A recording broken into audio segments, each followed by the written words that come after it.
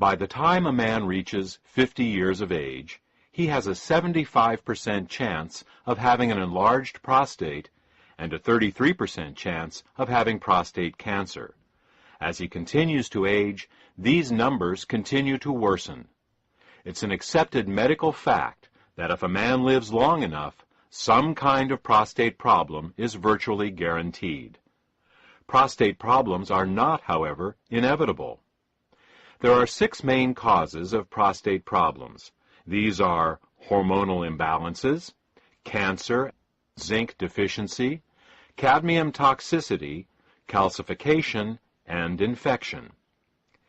In this audio presentation, we will discuss each of these 6 problems in detail, and then for each problem, tell you which natural ingredients are most effective at addressing each particular problem.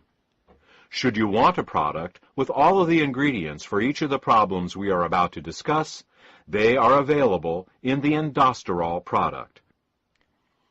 Now, let's begin with hormonal imbalances and cancer, as these 2 problems are intimately related. Up until his early 30s, a man produces more testosterone than estrogen. Yes, you heard right. Men produce estrogen. This is natural and is nothing to worry about. Men produce estrogen and women produce testosterone. The difference is that men make more testosterone than estrogen and women make more estrogen than testosterone. It is this predominance of one hormone over the other that is responsible not just for the differences between male and female bodies, but also the differences between male and female personalities. Unfortunately, as a man ages, he makes less and less testosterone and more estrogen until by age 34, a man makes more estrogen than testosterone. I call this a hormonal inversion. This process accelerates with age, so that by the time a man is 60, he makes twice as much estrogen as testosterone, and by age 90, 12 times as much. While somewhere in a man's 50s, this change is officially labeled as Andropause, which is the male version of menopause, you can see that the process actually starts in a man's mid-30s. A hormonal inversion can show up in many ways. In the sports world, a man's performance begins to suffer.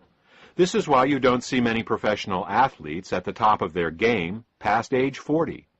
Muscle size and tone decreases, and fat begins to accumulate. This gives a man a softer, more feminine appearance. In the business world, a man may begin to lose his competitive edge. In relationships, he becomes more passive. In general, as the hormonal inversion begins to take hold, a man becomes more sensitive and less aggressive, more feminine. Regardless of how you feel about the effect of female hormones on your personality, the male body doesn't like it at all. In particular, this hormonal inversion wreaks havoc on a man's prostate. Hormonal inversion, or the dominance of estrogen over testosterone in man, is due to 3 actions. First, as a man ages, he makes less testosterone. This is understandable, as all hormones decrease in their production with age. Second, some of his testosterone begins turning into dihydrotestosterone, or DHT for short.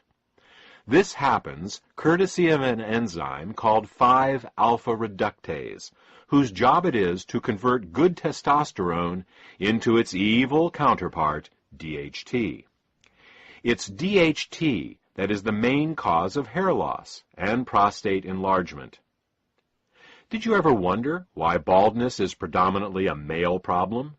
It's because men make more testosterone than women and thus are at greater risk of having more testosterone that turns into DHT. The third cause of hormonal inversion is a bit more bizarre. It turns out that there is an enzyme in a man's body called aromatase, whose function it is to convert testosterone into estrogen, and not just any kind of estrogen, because there are actually 3 different types of estrogen. This aromatase enzyme turns testosterone into the most powerful of the 3 forms of estrogen, namely estradiol. Thus, as a man ages, he not only makes less testosterone, but what little testosterone he makes, his body then turns into DHT and the estrogen estradiol. Now, we already know the DHT causes hair loss and balding. What does estradiol estrogen cause? Aside from feminization of the body and personality, estradiol causes cancer, and most specifically, prostate cancer. So, just what are the odds of this happening to any given man? As we said in the introduction, in terms of prostate enlargement, by age 50, 75% of all men have an enlarged prostate, and by age 50, 33% have prostate cancer. Prostate cancer is the most common non-skin cancer in the United States, and the second leading cause of death from cancer among U.S. men, after lung cancer. As a man gets older, these numbers get much worse, and if a man lives long enough, prostate enlargement and cancer are virtually guaranteed. Medical treatments for an enlarged prostate and prostate cancer often leave men in diapers, unable ever to have sex again. So what do we as men need to do? We need to increase testosterone production, block the enzymes 5-alpha reductase and aromatase, and find some way of dealing with a prostate that has already become cancerous and enlarged. Alternative medicine has identified many natural ingredients that can help us do this, but the best of all of them are beta-sitosterol and ellagic acid. Beta-sitosterol suppresses both 5-alpha reductase and aromatase, so that takes care of DHT and estrogen. In terms of prostate cancer, animals treated with beta-sitosterol had 43% smaller tumors and had 1/2 the rate of metastases over untreated animals. Ellagic acid works by causing cancer cells to actually self-destruct. The technical term for this is apoptosis. Whenever a cell becomes cancerous, our DNA instructs it to self-destruct. This is one of the most powerful safeguards we have in preventing cancer. Unfortunately, some cancer cells manage to block this signal. These are the cells that go on to grow and form tumors. What ellagic acid does is to reinstate the self-destruct signal in these cancer cells. Ellagic acid does this for all cancers, but studies show that it is particularly effective at this for prostate and breast cancers. So, what should we do? Go out and buy some beta-sitosterol and ellagic acid?